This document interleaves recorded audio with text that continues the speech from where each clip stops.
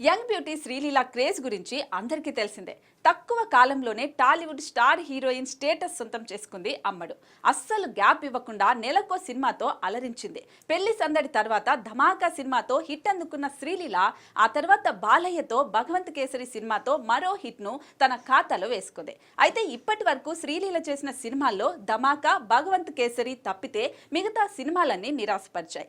చివరిగా సంక్రాంతికి వచ్చిన గుంటూరు కారం సినిమా హిట్ అని చెప్పినప్పటికీ శ్రీలీలకు పెద్దగా ఒరిగిందేమీ లేదు. ఇక అంతకుముందు వచ్చిన స్కంద, ఆదికేశవ్ సినిమాలు ఆకట్టుకోలేకపోయాయి. దీంతో నెక్స్ట్ శ్రీలీల ఆశలన్నీ పవర్ స్టార్ పవన్ కళ్యాణ్ పైనే ఉన్నాయి. హరీష్ శంకర్ దర్శకత్వంలో తెరకెక్కుతున్న ఉస్తాద్ భగత్ సింగ్ లో హీరోయిన్ గా నటిస్తుంది శ్రీలీల.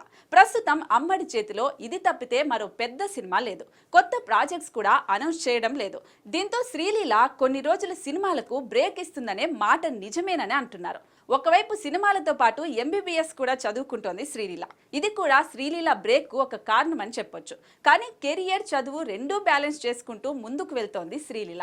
అయితే కొత్త సినిమాల విషయంలో మాత్రం తన పాత్రకు ఇంపార్టెన్స్ ఉంటేనే చేస్తానంటోందట. మరి శ్రీలీల నెక్స్ట్ సినిమాలు ఎలా ఉంటాయో చూడాలి.